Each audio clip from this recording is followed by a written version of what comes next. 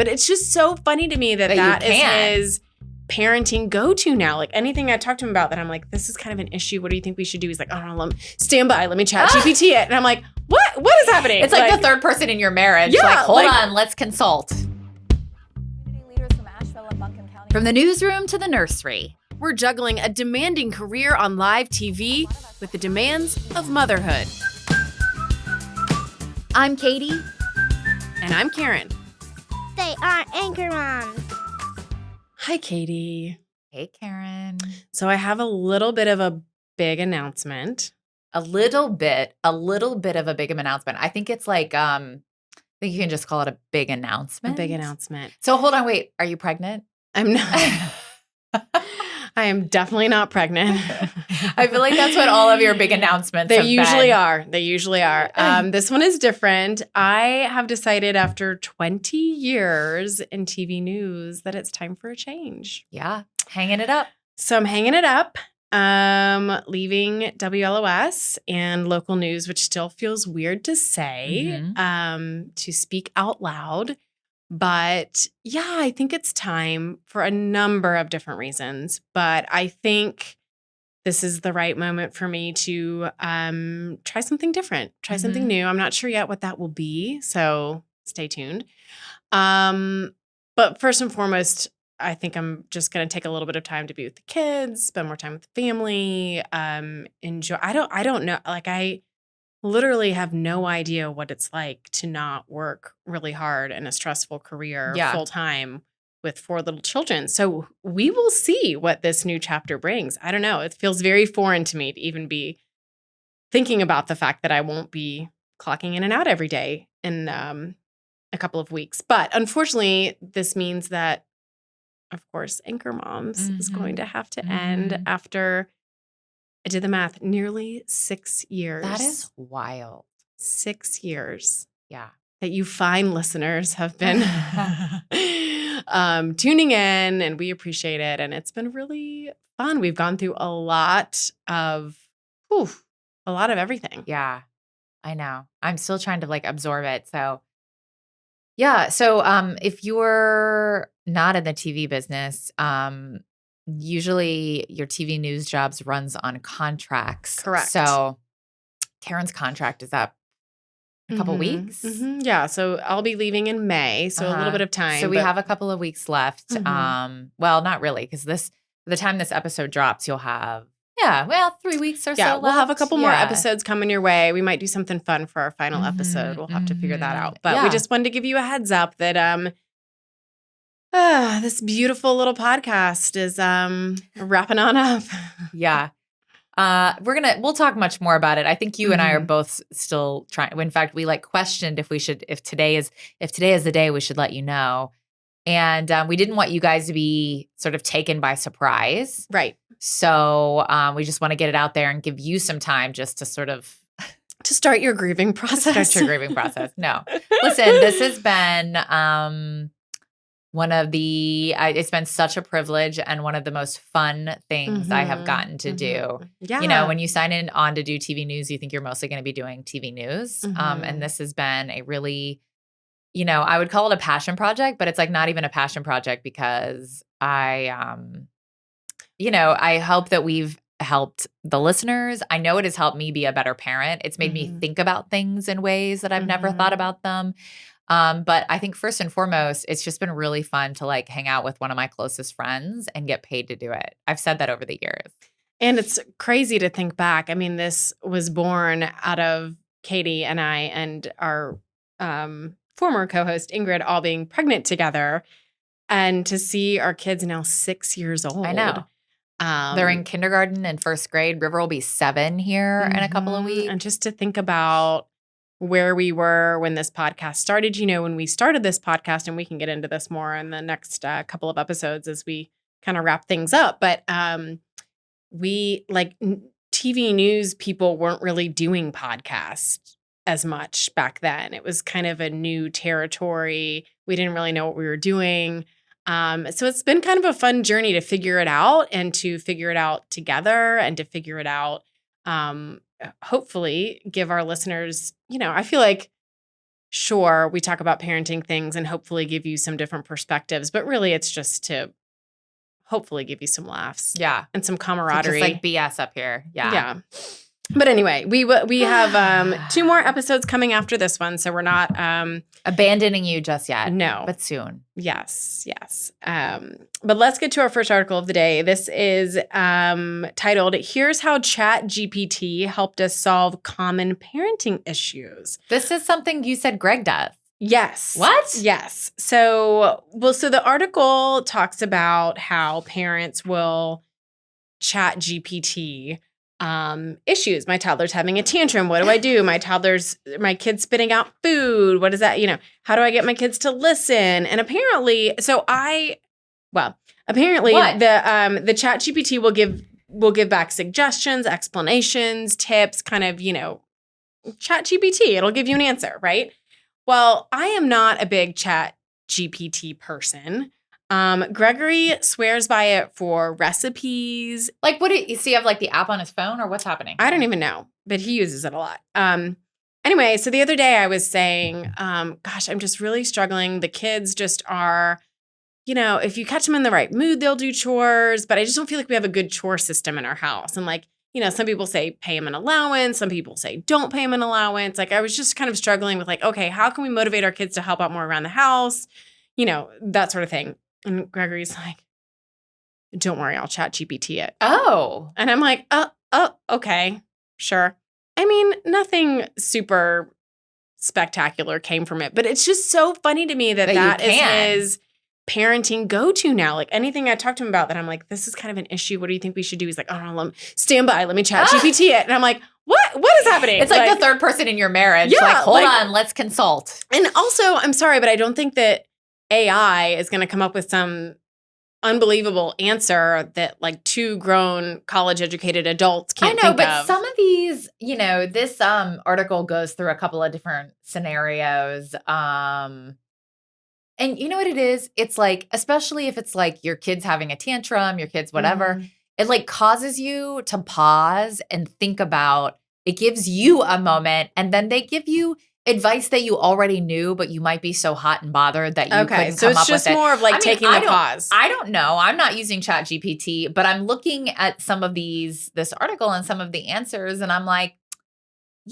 these are good answers, but they're really just like methodical, like do like, this, duh. Take a deep breath. This is common, it's like when, you're all frustrated that your computer won't work and you go to the IT guy and they're like, did you try unplugging it and restarting it? And you're like, yeah. And you're like, duh. It's kind of the same thing, right? Like, duh, I probably know what AI is going to tell me to do in this moment, but like maybe it's helpful to hear it from your phone rather than your spouse. I don't know. So I don't know. Sometimes I think a lot of people do it. It just feels good to have a plan. Remember when your kid wasn't sleeping or didn't sleep and you were like, and it's like the 3rd week in a row and you're like, we got to get a plan. And like, the truth is like, if this is you at home right now, I'm sorry, there's no magical answer, but it just felt better when you had a plan going into the night to be like, we're going to try this tonight. We're going to do this. You just felt like you had a better handle on the situation. I think that's what this is.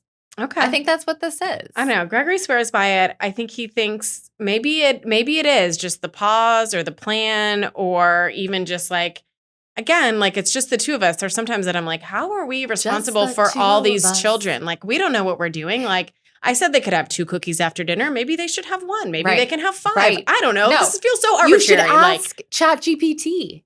Oh, yeah. River always wants 2 Oreos after dinner. And sometimes, like, I'm much more lenient about, like, eat the dinner, don't eat the dinner. But Brian's, like, a real stickler. We should just start asking, like, ChatGPT, should River have her 2 Oreos after dinner? It's funny. So Sam just switched to a big kid bed and was not staying in said bed. And so this is, like, terrible to admit, but I'm admitting it You're bribing. Yes. Yeah. Why? Mini chocolate donuts. If you stay in your bed, you get a mini chocolate donut in the morning.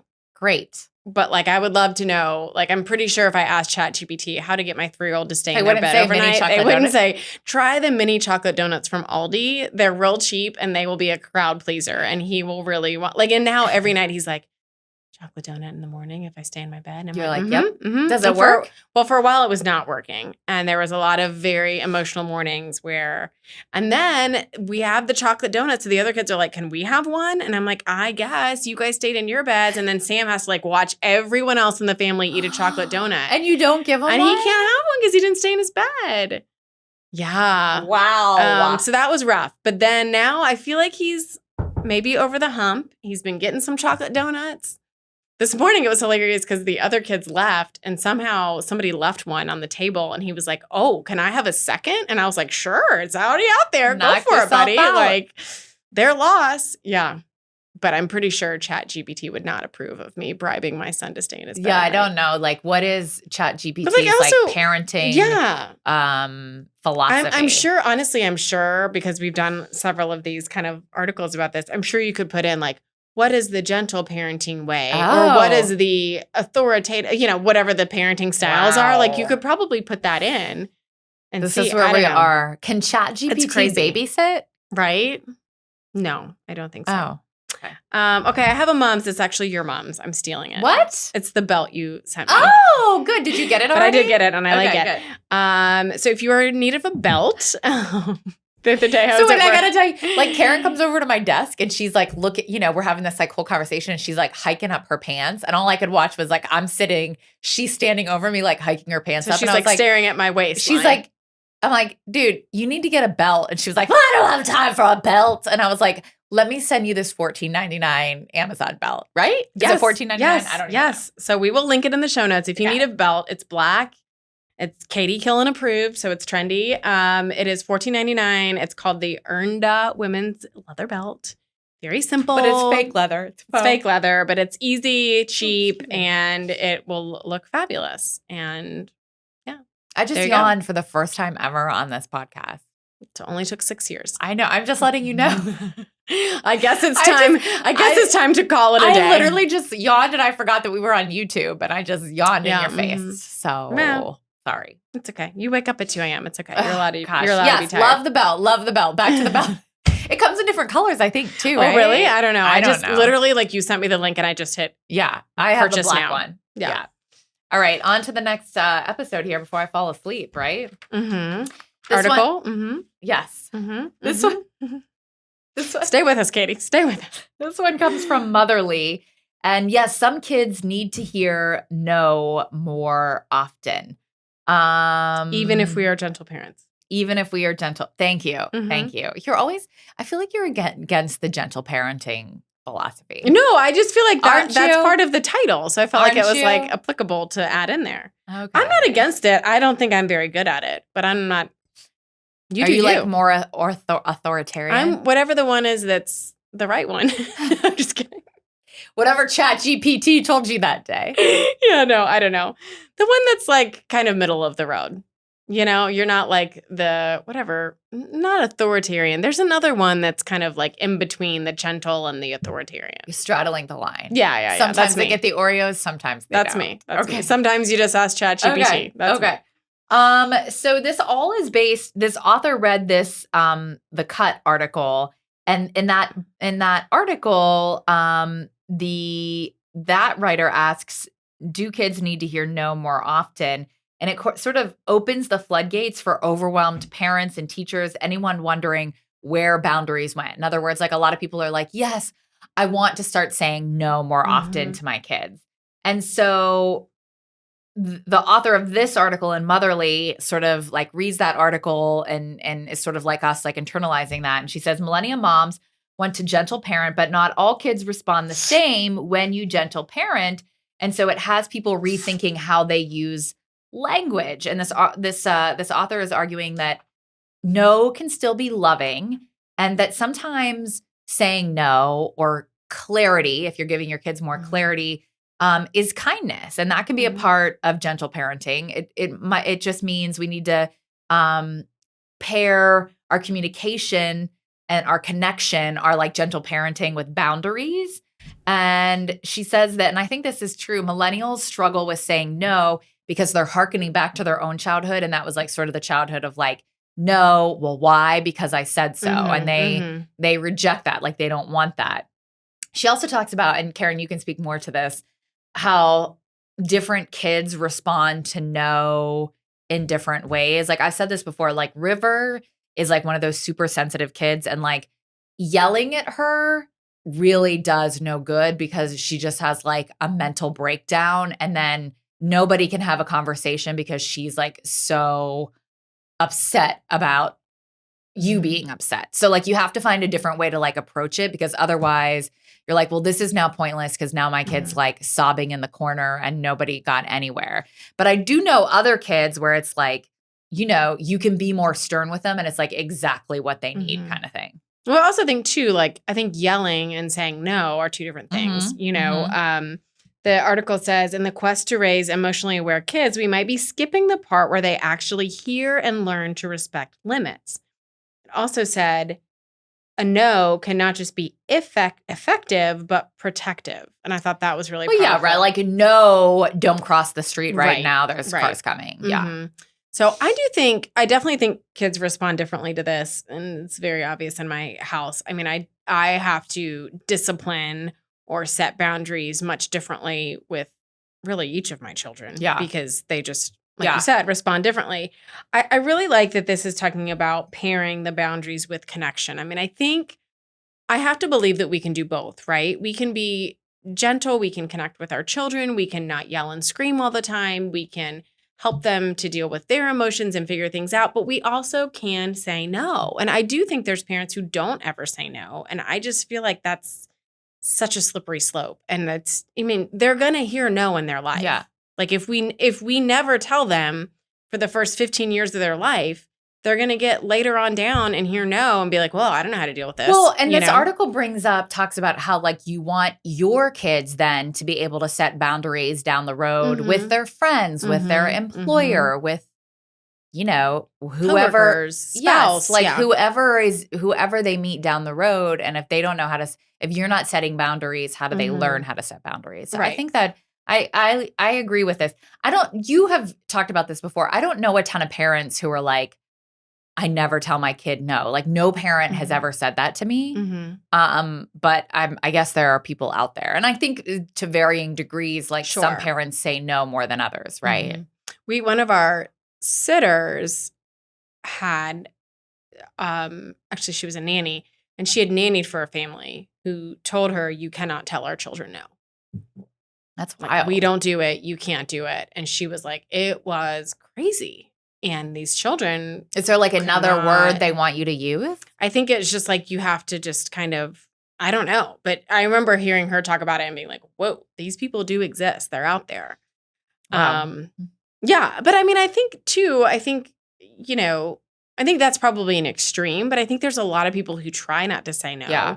And I think there's some people who say no all the time. So I think there's obviously like everything, very broad spectrum. I want to say yes. If it's like something that I think is like feasible and can work, like I don't want to tell River like, no, you can't wear that. No, you can't wear your hair like that. No, you have to do this. No, you have to do that. No, you have to do this. Because I do think kids like want and need some autonomy. So like, I work to say yes when I can say yes, and then, you know, obviously say no when she needs to be told no. Yeah. This last article is from the New York Post. I throw tantrum parties for parents who need to unleash their emotions. This is crazy to me. Okay, so this mom says that children have no fear expressing raw emotions, and we should do it too. Really? She said you need to get out of your head and your body so you can have more energy. So she created this group. It's moms who come together in person socially. They start with a circle. They connect with each other. Then they play music and angry dance. I'm not sure what that means. You can punch the air. You can stomp your feet. You can punch a pillow. Then they play sad music to kind of like let out all those emotions. And she said she had the first one. It was super successful. Everyone felt lighter, felt better. There were all smiles as they left. There were so much positive feedback. It's now like sold out for the next one. And people are wanting to do this online.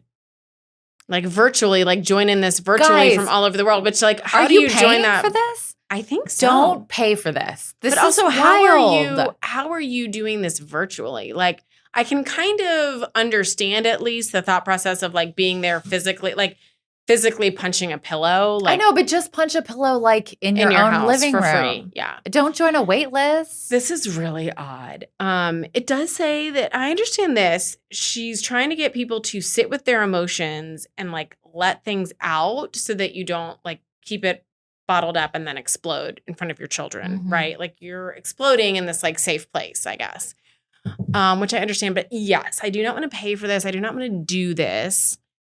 Yeah, I don't get it. But I could see where some people would think this was cool, right? It feels like a very trendy millennial mom thing. I guess like if you maybe like it's like a bunch of friends and you're doing it, but I just can't see like joining a wait list to do this with like a bunch of randos. No. Am I missing I don't want to something? like, yeah, I don't know. It feels very odd. Also, I'm like, when I first started reading it, I was like, I don't want my toddlers to throw a tantrum. So like, is this like reinforcing, is this saying like tantrums are good? Like, are you like telling your kids, mommy's going to a tantrum party? Yeah, like. And then like, they're like, oh, okay, it's cool for mommy to throw a tantrum with her tantrum party friends. So like, I can throw a tantrum at the grocery store. I don't know. No, let's just like not throw tantrums, right? Like, isn't that the answer? Try not to like get to that place. Right. And if you do, just go ahead and have a tantrum in your own living room by yourself while the kids are at school. Yeah, like go in the garage. Go in the garage. Or You have go those in like the- axe throwing places. You have to pay for that too. But that feels like yeah. that might be a little bit more like, That's, I don't know. like a little bit more. I will say fruitful. when I was reading this, I was like, I could punch a pillow, I think. Well, you have pillows at home. I do. I never do it, but I was like thinking, like visualizing these, thinking like, which of these activities would I be interested Do you in? need me to throw you a tantrum party? No. I don't want to do it. And I, again, agreed with you. If I'm going to do it, I want to do it like by myself in the privacy of my own home. I don't want other people to see me like angry dancing and like crying and like, no, like I don't want anyone to see me doing all that. Like, well, maybe that's part of our problems. We're keeping everything bottled up. I mean, I'm not doing it in the privacy of my own home. So maybe this is like forcing you to get it out one way or the other. Yeah. Like you sign up for a specific time, 4 p.m. tantrum time. Yeah. Tantrum time. It's like the dentist, right? Like if you don't sign up for it, you're not going to like voluntarily go like clean your teeth really well, right? You have to have like it's never on like the you're calendar. not like on like a Tuesday, like, well, I might as well just go get the good old teeth cleaned today. Right. Okay, so maybe that's the point. You bring up a great point. I don't know. But I don't want to do it. Okay. I really just don't want to like bring up tantrums are possibly okay. Like you don't even want to like say the word. Well, you don't have to tell your kids you're going to a tantrum party. Are you kidding me? Every time I leave the house now, they're like, where are you going? Who are you going with? What's happening? When are you coming back? What are we doing tomorrow? Like it's well, like, you just make up something. You don't say I'm going to you just like, no, then I'm teaching them to lie, Katie. Okay. All right, like, let's get to the win. There's no win. There's a no win situation here. But you have a win. I do. And it's so lame and it was so glorious. Yesterday was Sunday. Karen probably did a puzzle. It was raining outside. And Brian tried to get me like to do a bunch of things. And I was like, no, I need like a Katie day. I just need a Katie day. We had a really busy like Friday and Saturday. So I cleaned the house, started some laundry, ordered the groceries. And then I got real like, Brian was like, what are you doing? And I was like, I switched out my like winter shoes to my summer shoes. I shaved one of my jackets and sweaters, like you know how you ever see those like shavers, like it's like a clothing shaver. No. Like when you're like wool or you're like gets matted? Gets matted. Yeah. Like I spent an hour doing he was like, what? Like Brian was like, what? Like literally what's happening? And I was like, I'm just having myself a little day. Like I washed my makeup case, like I washed River's comforter, you know, like we washed the sheets, but like I felt like the dog was like kept getting up on her bed. Like it was just a day like where there was like things on my list that I had like that were there for 1,000 years and I just couldn't I couldn't get to them. And like this morning I woke up, it's Monday and I felt like I like was nailing life. I love it. Sometimes you just have to check those things off. It was finally. glorious. Yeah. Also, this is where we are. You didn't go like drink brunch, drink mimosas with friends. You didn't like get your nails done. You did You did the chores that have been on your list for a long time, know, and but you were so happy about It it. was great. Mhm. Switched out those shoes. I'm ready for spring. I have been thinking about the closet. I've been looking at my closet being like, oh, you beast. I'm going to tame you someday. Well, Today is now not the that day. you're going to be quasi I know. unemployed, this is your time. Listen, I have a list of like, after when I'm not working, here's the things I need to do. When I'm not working, here's the things I need to do. Great. Because there is, there's all those things that you just never get to. I know. That I'm like keeping a separate list of like, okay, here's when I can finally get to these things. I know. Well, I'm excited for you. Yeah, we'll see. Anyway, I'm glad you had a productive Sunday. I did. And we'll May see you all next of you time. have a productive day, Productive week. month. Yeah. Bye, guys. Anchor Moms is a Sinclair podcast produced out of WLOS in Asheville. We're your hosts, Katie Killen and Karen Zakalak. Anchor Moms is edited by Matthew Yates. For more information on the topics discussed in this episode and to stay up to date on future episodes, follow us on Instagram at AnchorMoms. You can follow Anchor Moms on Apple Podcasts, Spotify, or wherever you get your podcasts. Know a parent who can benefit from this week's Anchor Moms episode? Your recommendations help our show to grow, so spread the word.